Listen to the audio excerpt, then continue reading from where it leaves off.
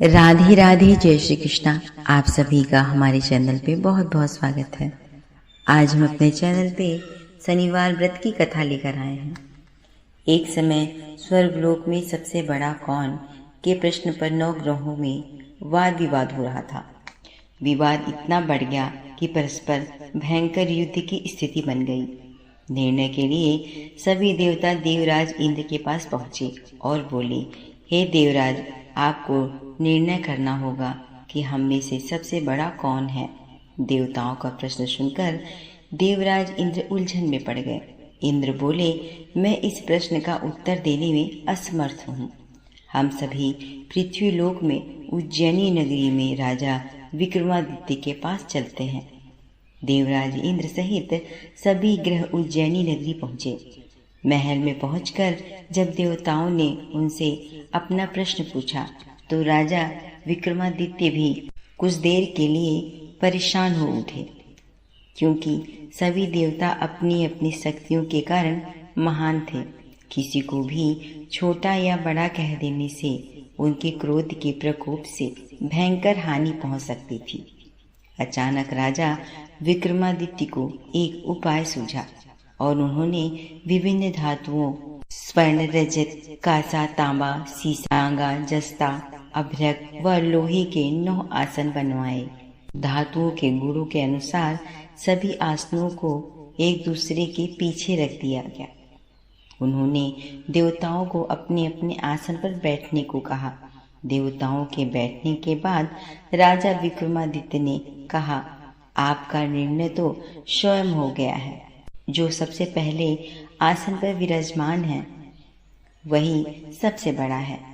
राजा विक्रमादित्य के निर्णय को सुनकर शनि देवता ने सबसे पीछे आसन पर बैठने के कारण अपने को छोटा जानकर क्रोधित होकर कहा, राजा विक्रमादित्य, तुमने मुझे सबसे पीछे बैठाकर मेरा अपमान किया है। तुम मेरी शक्तियों से परिचित नहीं हो। मैं तुम्हारा सर्वनाश कर दूंगा। शनि ने कहा, सूर्य एक राशि पर 1 महीने, चंद्रमा 2.25 दिन, मंगल 1.5 महीने, बुध और शुक्र 1 महीने, बृहस्पति 13 महीने रहते हैं। लेकिन मैं किसी राशि पर 7.5 वर्ष तक रहता हूँ। बड़े बड़े देवताओं को मैंने अपने प्रकोप से पीड़ित किया है। राम को 7.5 के कारण ही वन में जाकर रहना पड़ा और रावण को 7.5 के कारण युद्ध में मृत्यु का शिकार होना पड़ा। राजा, अब तू भी मेरे प्रकोप से नहीं बच सकता। इसके बाद अन्य ग्रहों के देवताओं को प्रसन्नता के साथ चले गए, परंतु शनिदेव बड़े क्रोध के साथ वहां से विदा हुए।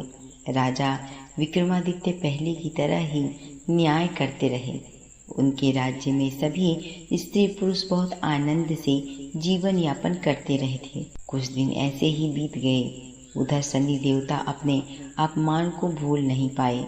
विक्रमादित्य से बदला लेने के लिए एक दिन शनि देव ने घोड़े के व्यापारी का रूप धारण किया और बहुत से घोड़ों के साथ उज्जैनी नगरी पहुंचे। राजा विक्रमादित्य ने राज्य में किसी घोड़े के व्यापारी के आने का समाचार सुना तो अपने अश्वपाल को कुछ घोड़े खरीदने के लिए भेजा। घोड़े बहुत कीमती थे। अश्वपाल ने जब वापस लौटकर इस संबंध में बताया तो राजा विक्रमादित्य ने स्वयं जाकर एक सुंदर व शक्तिशाली घोड़ा को पसंद किया। घोड़े की चाल देखने के लिए राजा उस घोड़े पर सवार हुए तो वह घोड़ा बिजली की गति से दौड़ पड़ा। तेजी से दौड़ता घोड़ा राजा को दूर एक जंगल में ले गया और फिर राजा को वहां गिराकर जंगल में कहीं गायब हो गया। राजा अपने नगर को लौटने के लिए जंगल में भटकने लगे, लेकिन उन्हें लौटने का कोई रास्ता नहीं मिला। राजा को भूख प्यास लग रही थी। बहुत घूमने पर उसे एक चरवाहा मिला। राजा ने उससे पानी मांगा। पानी पीकर राजा ने उस चरवाहे को अपनी अंगूठी दे दी। फिर उससे रास्ता पूछकर वह जंगल से निकलकर पास के नगर में पहुंचा। राजा ने एक सेठ की दुकान पर बैठकर कुछ देर आराम किया। उस सेठ ने राजा से बातचीत की तो राजा ने उसे बताया, मैं उज्जैनी नगरी से आया हूँ। राजा के कुछ देर दुकान पर बैठने से सेठ जी की बहुत बिक्री हुई। सेठ जी ने राजा को बहुत भाग्यवान समझा और खुश होकर उन्हें अपने घर भोजन के लिए ले गया। सेठ के घर में एक सोने का हार खूंटी पर टंगा था। राजा को उस कमरे में छोड़कर सेठ कुछ देर के लिए बाहर चला गया। तभी एक आश्चर्यजनक घटना घटी। राजा के देखते देखते सोने के उस हार को खूंटी निगल गया। सेठ ने कमरे में लौटकर हार को गायब देखा तो चोरी का संदेह राजा पर ही किया, क्योंकि उस कमरे में राजा ही अकेला बैठा था। सेठ ने अपने नौकरों से कहा कि इस परदेसी को रस्सियों से बांधकर नगर के राजा के पास ले चलो। राजा ने विक्रमादित्य से हार के बारे में पूछा तो उसने बताया तो उसके देखते ही देखते खूंटी ने हार को निगल लिया। इस पर राजा ने क्रोधित होकर चोरी करने के अपराध में विक्रमादित्य के हाथ पांव काटने का आदेश दे दिया। राजा विक्रमादित्य के हाथ पांव काटकर उसे नगर की सड़क पर छोड़ दिया गया। कुछ दिन बाद एक तेली उसे उठाकर अपने घर ले गया और उसे अपने कोल्हू पर बैठा दिया।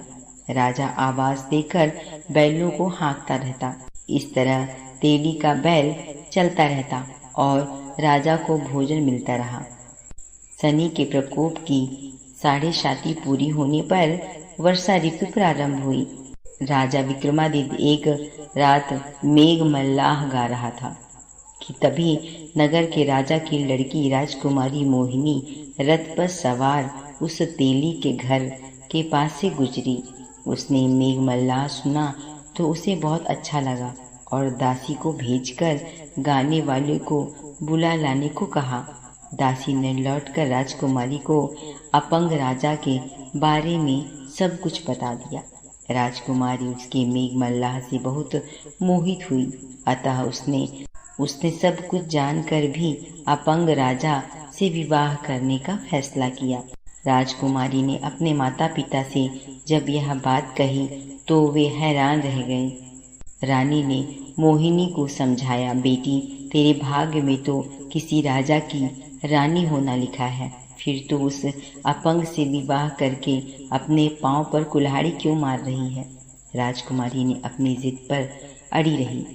अपनी जिद पूरी कराने के लिए उसने भोजन करना छोड़ दिया और प्राण त्याग देने का निश्चय कर लिया। आखिर राजा रानी को विवश होकर अपंग विक्रमादित्य से राजकुमारी का विवाह करना पड़ा। विवाह के बाद राजा विक्रमादित्य और राजकुमारी तेली के घर में रहने लगे। उसी रात स्वप्न में शनि देवता ने, राजा तूने मेरा प्रकोप देख लिया, मैंने तुम्हें अपने अपमान का दंड दिया है। राजा ने शनिदेव से क्षमा मांगने को कहा और प्रार्थना की, हे शनि देवता, आपने जितना दुख मुझे दिया अन्य किसी को न दें। शनि देवता कुछ सोचकर कहा, राजा मैं तुम्हारी प्रार्थना स्वीकार करता हूँ। जो कोई स्त्री पुरुष मेरी पूजा करेगा, शनिवार को व्रत रखकर मेरी व्रत कथा सुनेगा, उस पर मेरी अनुकंपा बनी रहेगी। प्रातःकाल राजा विक्रमादित्य की नींद खुली तो अपने हाथ पांव देखकर राजा को बहुत खुशी हुई। अपने मन ही मन शनि देवता को प्रणाम किया। राजकुमारी भी राजा के हाथ पांव सही सलामत देखकर आश्चर्य में डूब गई। तब राजा विक्रमादित्य ने अपना परिचय देते हुए शनि देव के प्रकोप की सारी कहानी सुनाई। सेठ को जब इस बात का पता चला तो दौड़ता हुआ तेली के घर पहुंचा और राजा के चरणों में गिरकर क्षमा मांगने लगा। राजा ने उसे क्षमा कर दिया, क्योंकि यह सब तो शनि देवता के प्रकोप के कारण हुआ था। सेठ राजा को अपने घर ले गया और उसने भोजन कराया। भोजन करते समय वहाँ एक आश्चर्यजनक घटना घटी। सबके देखते देखते उस खूंटी ने हार उगल दिया। सेठ जी ने अपनी बेटी का विवाह राजा के साथ कर दिया और बहुत से स्वर्ण आभूषण, धन आदि देकर राजा को विदा किया। राजा विक्रमादित्य राजकुमारी मोहिनी और सेठ की बेटी के साथ उज्जैनी पहुँचे तो नगर वासियों ने हर्ष से उनका स्वागत किया। अगले दिन राजा विक्रमादित्य ने पूरे राज्य में घोषणा कराई कि शनि देवता सब देवता में सर्वश्रेष्ठ हैं।